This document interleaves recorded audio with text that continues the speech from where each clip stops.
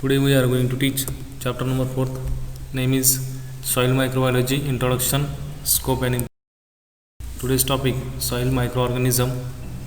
First one is bacteria, second actinomycetes, third fungi, fourth algae, fifth protozoa. तर आजच्या तासिकेला आपण जे काही सॉईल मायक्रोऑर्गॅनिझम जे आहे त्यांचे कॅरेक्टर्स आणि रोल याचा अभ्यास करणार आहोत. तर सॉईल मायक्रोऑर्गॅनिझम प्रामुख्याने 5 आहेत: बॅक्टेरिया, ॲक्टिनोमायसिटीज, फंगाय, अल्गी आणि प्रोटोझोआ. तर आजच्या तासिकेला आपण बॅक्टेरिया याचा त्या ठिकाणी अभ्यास करणार आहोत, म्हणजे जीवाणू, मातीमध्ये सापडणारे जीवाणू. Bacteria are most and predominant organism in the soil. मातीमध्ये प्रामुख्याने बॅक्टेरियाचं प्रमाण जे आहे ते जास्त त्या ठिकाणी आहे, जास्त पर्सेंटेजमध्ये बॅक्टेरिया त्या ठिकाणी सापडतात. These are primitive microscopic and microorganism without chlorophyll. याच्यामध्ये कुठलाही प्रकारचा क्लोरोफिल पिगमेंट जो आहे तो प्रेझेंट नसतो, विदाउट क्लोरोफिल पिगमेंट असतात. They are primitive microscopic. Primitive type असतात, म्हणजे सुरुवातीच्या अवस्थेमधल्या जे बॅक्टेरिया आहेत ते पाहण्यासाठी मायक्रोस्कोपचा यूज करावा लागतो. Morphologically soil bacteria are into 3 groups. आता सॉईल बॅक्टेरियाचे मॉर्फोलॉजिकल जर बघितलं तर त्यांच्या सेपनुसार 3 प्रकार पडतात. पहिला आहे कोकाय. एक्झाम्पल, कोकाय बॅक्टेरिया जे आहे राऊंड आणि स्पेरिकल असतात. त्यानंतर बॅसिली हे जे आहे रॉड शेपला सापडतात. आणि spirilla, cells without long wave chains. ह्या चेनसारख्या त्या ठिकाणी नागमोडी आकाराच्या ते बॅक्टेरिया सापडतात. The most common method used for isolation of soil bacteria is the dilution plate count method. Soil बॅक्टेरियाचं जर आयसोलेशन करायचं म्हटलं, विलगीकरण करायचं म्हटलं तर त्याच्यामध्ये प्रामुख्याने डायल्युशन प्लेट काउंट मेथड जी आहे ती लॅबोरेटरी टेक्निक्समध्ये यूज केली जाते. The size of soil bacteria varies from 0.5 to 1.0 micron in diameter and 1.0 to 10.0 micron in length. Soil बॅक्टेरियाचा व्यास जो आहे तो 0.5 ते 1.0 असतो आणि त्याची लेंथ लांबी 1.0 ते 10.0 लांबी त्या ठिकाणी सापडते. They are motiles with locomotory organs flagella. याचा जो लोकोमोटरी ऑर्गन जो आहे फॅजेला तो याच्यामध्ये प्रेझेंट असतो. देन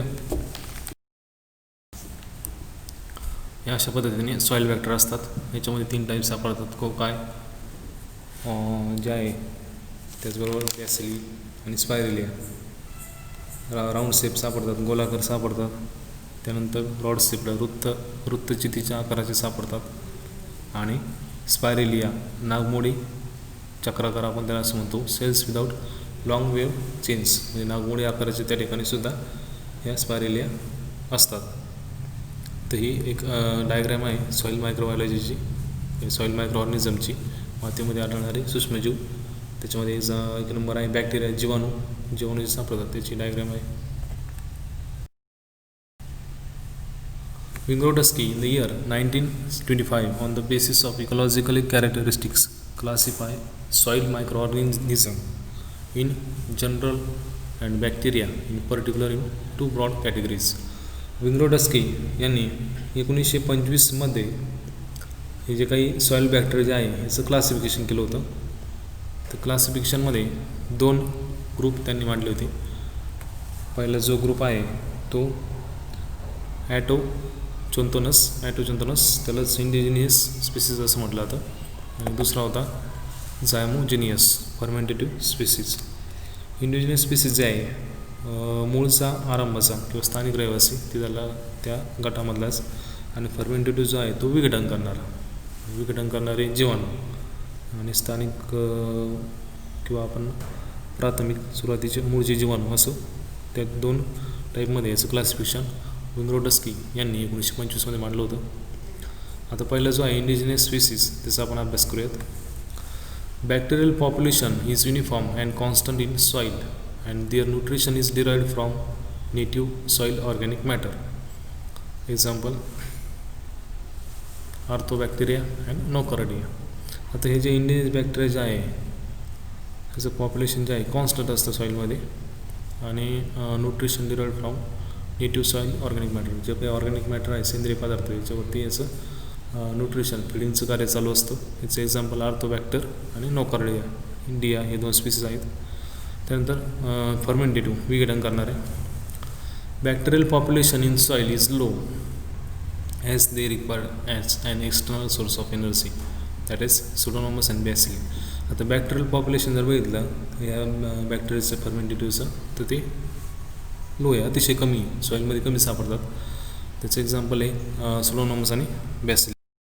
एक्सटर्नल एनर्जी जी आहे त्याची गरज असते, त्यामुळे ते सॉईलमध्ये कमी सापडतात. Bacteria are also classify on the basis of physiological activity or mode of nutrition. आता मोड ऑफ न्यूट्रिशन त्यांची जी खाण्याचं क्रिया जी आहे त्याच्यानुसार याचेसुद्धा प्रकार पडतात. त्याच्यामध्ये ॲटोट्रॉपिक बॅक्टेरिया सुरुवातीला. ॲटोट्रॉपिक म्हणजे स्वयंपोषी सजीव आणि दुसरा हेटेरोट्रॉपस स्वयंपोषित नसणारा सजीव. आता ॲटोट्रॉपिक बॅक्टेरिया बघूया. Are capable of synthesizing their food from simple in organic nutrients, utilize CO2 as carbon source and derive energy either from sunlight.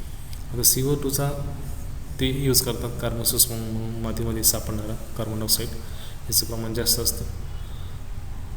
And derive their energy from sunlight, सनलाईटच्या माध्यमातून म्हणजे स्वयंपोषी स्वतःचं अन्न स्वतः तयार करतात बॅक्टेरिया. आणि दुसरं जे आहे हेटेरोट्रॉपस त्या स्वयंपोषी नसणारे सजीव आहे. आता त्याचेसुद्धा 2 प्रकार आहे. फोटो ॲटोट्रॉपस एक्झाम्पल आहे क्लोरोबियम आणि दुसरा आहे केमो ॲटोट्रॉपस थायोबॅसिलस. आता फोटो ॲटोट्रॉपस जो आहे तो सूर्यप्रकाशाच्या सहाय्याने स्वतःचं अन्न स्वतः तयार करतो, प्रकाश स्वयंपोषी असं त्याला म्हटलं जातं. आणि केमो हा जो आहे तो केमिकल एनर्जी जी आहे जे काही गॅसेसमधून निर्माण होणारी त्या केमिकल एनर्जीवरती रसायनावरती तो त्या ठिकाणी स्वतःची लाईफ जगत असतो, त्याला केमो ॲटोट्रॉपस म्हणतात. एक्झाम्पल आहे thiobacillus. Then second heterotrophic bacteria स्वयंपोषी नसणारे सजीव. Depend on pre formed food nutrition, derive their carbon and energy from complex organic substance. Certain bacteria are also require amino acids, B vitamins and other growth promoting substance. हे ज्या bacteria जे आहेत स्वयंपोषी नसणारे जीवाणू, या जीवाणूंना B vitamins, other growth promoting substance, त्यानंतर अमायनो ॲसिड्स यांची जास्त गरज असते. आणि हे जे आहेत depend on pre from nutrition, nutrition जे आहे म्हणजे दुसऱ्याने तयार केलेलं अन्न त्याच्यावरती ह्या डिपेंड असतात. त्याचबरोबर derive their carbon and energy for complex organic substance, जे संमिश्र संयुग जे आहे संमिश्र संयुगातून जे काही कार्बन जो आहे तो त्या ठिकाणी तयार करण्याचं कार्य करतात करण्याचा. Bacteria are also classify on the basis of temperature requirement. Temperature रिक्वायरमेंटनुसार बॅक्टेरियाचं सुद्धा परत क्लासिफिकेशन आहे. त्यामध्ये mesophilic bacteria temperature 25 to 45 Celsius. Majority of soil bacteria are mesophilic. आता मेझोफिलिक सॉईल बॅक्टेरिया जे आहे त्या जवळपास जर बघितलं तर 25 ते 45 अंश सेल्सिअस जे आहे डिग्री सेल्सिअस त्याच्यामध्ये ग्रोथ सापडतात, त्याला मेझोफिलिक म्हटलं जातं. सायक्रोफिलिक टेम्परेचर बिलो 20 डिग्री सेल्सिअस 20 अंशाच्या आतील तापमान जे आहे त्याच्यामध्ये सायक्रोफिलिक बॅक्टेरिया सापडतात. आणि thermophilic temperature 45 degree Celsius and above 25 अंश सेल्सिअसच्या वरती तापमान जे असेल त्याच्यामध्ये थर्मोफिलिक बॅक्टेरिया सापडतात. Function and role of bacteria.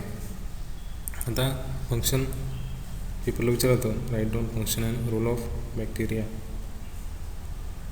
त्याच्यामध्ये direct or indirect help in nutrition of higher plants growing in soil. कळत नकळत ह्या हेल्प करत असतात प्लांटला ग्रोईंगसाठी. Decomposition of cellulose and other carbohydrates, ammonification, nitrification, denitrification, biological fixation of atmospheric nitrogen, symbiotic non symbiotic fixation, oxidation and reduction of sulphur and iron compounds. त्याचबरोबर decomposition विघटन करण्याचं सुद्धा कार्य करतात त्या सेल्युलोज, कार्बोदके, त्यानंतर अमोनिफिकेशन, नत्रस्थिरीकरण, नायट्रिफिकेशन, डिनायट्रिफिकेशन हे जे प्रोसेस आहे या प्रोसेसमध्ये यांचं अतिशय महत्त्वाचं कार्य असतं. त्याचबरोबर रिडक्शन ऑफ सल्फर, ऑक्सिडेशन करण्याचं काम, त्यानंतर रिडक्शन करण्याचं कामसुद्धा हे बॅक्टेरिया करतात. Aerobic bacteria cellulose decomposition. Aerobic bacteria कशासाठी इसेन्शियल आहे? सेल्युलोज डिकम्पोजिशनसाठी, म्हणजे ऑक्सिजनची गरज असणारे bacteria. Bacillus ammonification. Bacillus bacteria जे आहे ते अमोनिफिकेशन करतात. देन नायट्रोसोमस नायट्रिफिकेशन. नायट्रोसोमस जे आहे बॅक्टेरिया जे आहे नायट्रिफिकेशनचं कार्य करतात. सुडोमोनस जे आहे डिनायट्रिफिकेशनचं कार्य करतात. नायट्रोजन फिक्सिंग बॅक्टेरिया सिम्बायोटिक सहजीवी पद्धतीने. रायझोबियम नॉन सिम्बायोटिकमध्ये ॲझोटोबॅक्टर. म्हणजे हे जे अमोनिफिकेशन डिनायट्रिफिकेशन जे आहे ह्याचे आपल्याला चॅप्टर नंबर 5 आहे बघा, त्याच्यामध्ये आपण डिटेल घेऊयात. टर्म जे आहेत ते डिनायट्रिफिकेशन म्हणजे काय, अमोनिफिकेशन म्हणजे काय, त्यावेळेस आपण ते बघूयात. Then thanks for today's watching video. Thank you very much.